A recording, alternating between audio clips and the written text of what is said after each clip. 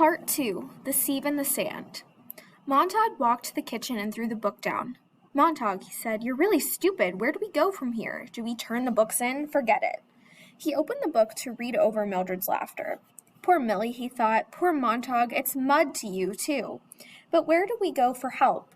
Where do we find a teacher this late? Hold on, he shut his eyes. Yes, of course. Again he found himself thinking of the Green Park a year ago. The thought had been with him many times recently, but now he remembered how it was that day in the city park when he had seen that old man in the black suit hide something quickly in his coat. The old man leapt up as if to run, and Montague said, "Wait!" "I haven't done anything," cried the old man, trembling. "No one said you did." They had sat in the green soft light without saying a word for a moment, and then Montague talked about the weather, and the old man responded with a pale voice. It was a strange, quiet meeting.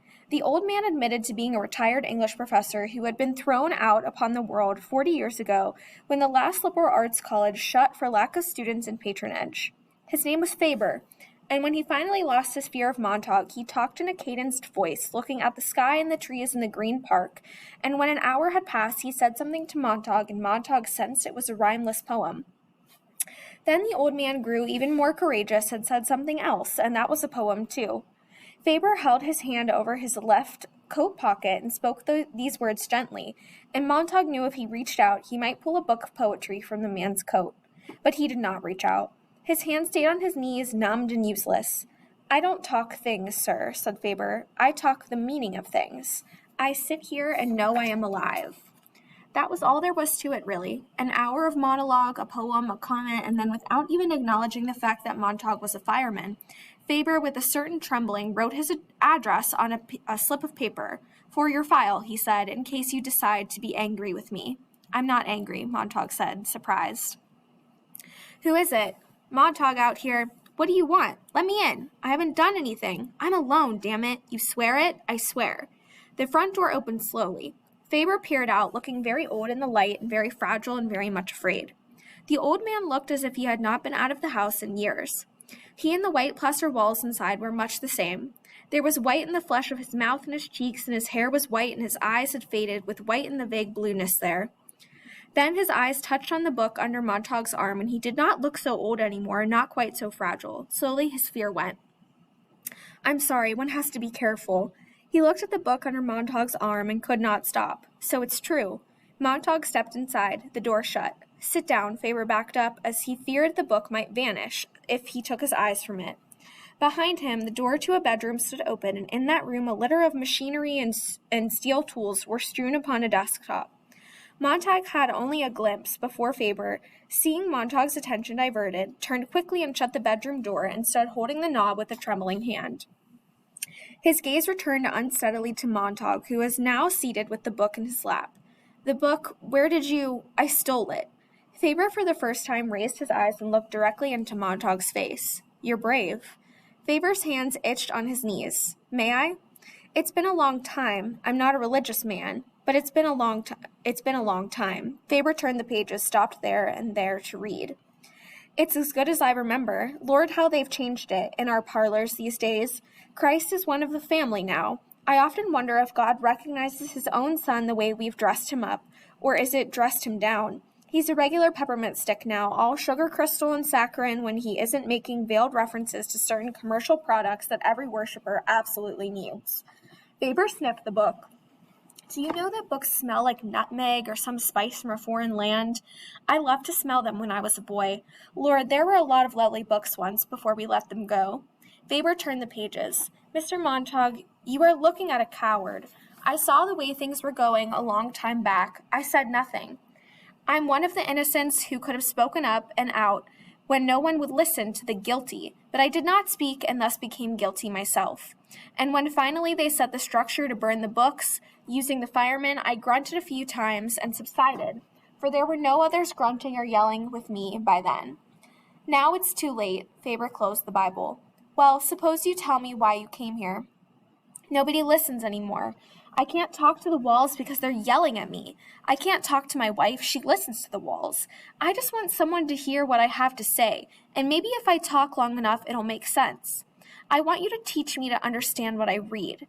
Faber examined Montauk's thin, blue-jowled face. How did you get shaken up? What knocked the torch out of your hands? I don't know. We have everything we need to be happy, but we aren't happy. Something's missing. I looked around. The only positive thing I knew was gone was the books I'd burned in 10 or 12 years. So I thought books might help. You're a hopeless romantic, said Faber. It would be funny if it were not so serious. It's not books you need, it's some of the things that were once in books. The same things could be in the parlor families today. The same infinite detail and awareness could be projected through the radios or televisors, but are not. No, it's not books at all you're looking for. Take it where you can find it, in old photograph records, old motion pictures, and in old friends. Look for it in nature and look for it in yourself. Books were only one type of receptacle where we stored a lot of things we were afraid we might forget. There is nothing magical in them at all. The magic is only in what books say, how they've stitched the patches of the universe together into one garment for us. Of course you couldn't know this. Of course you still can't understand what I mean when I say all this. You are intuitively right. That's what counts. 3 things are missing. Number 1, do you know why books such as this are so important? Because they have quality. And what does the word quality mean? To me, it means texture. This book has pores. It has features. This book can go under a microscope. You'd find life under the glass streaming past an infinite profusion. The more pores, the more truthfully recorded details of life per square inch you can get on a sheet of paper, the more literary you are. That's my definition anyway. Telling detail, fresh detail. The good writers touch life often. The mediocre ones run a quick hand over her. So now do you see why books are hated and feared? They show the pores in the face of life. The comfortable people want only wax moon faces, poreless, hairless, expressionless.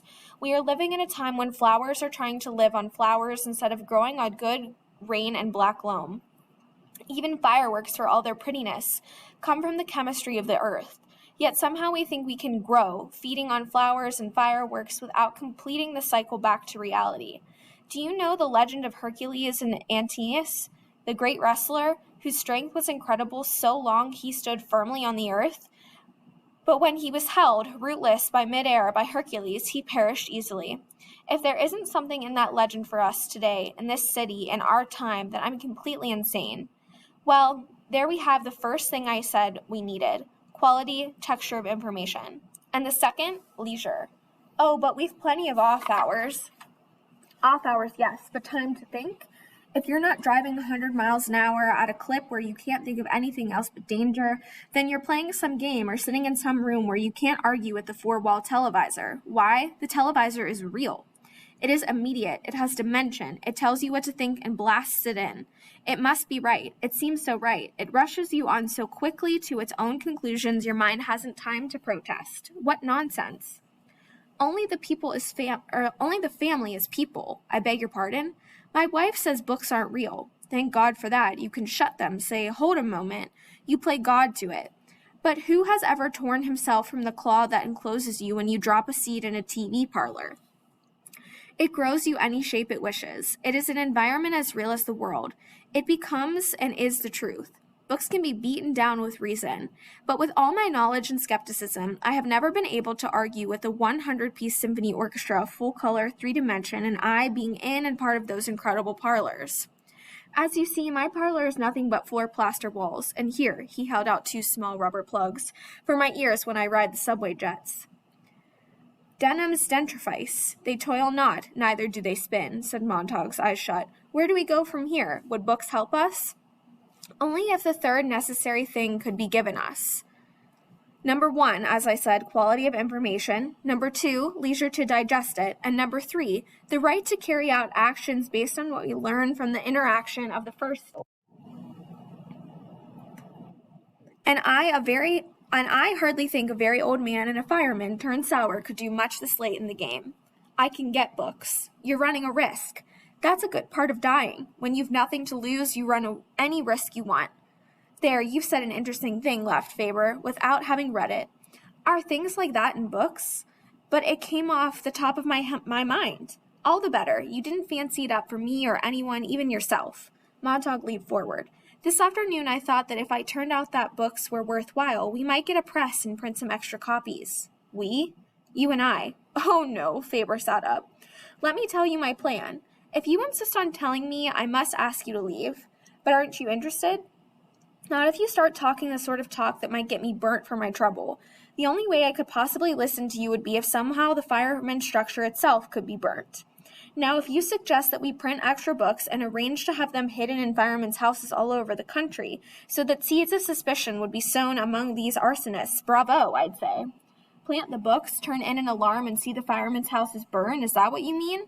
Faber raised his brows and looked at Montague as if he were seeing a new man. I was joking. If you thought it would be a plan worth trying, I'd have to take your word if it would help.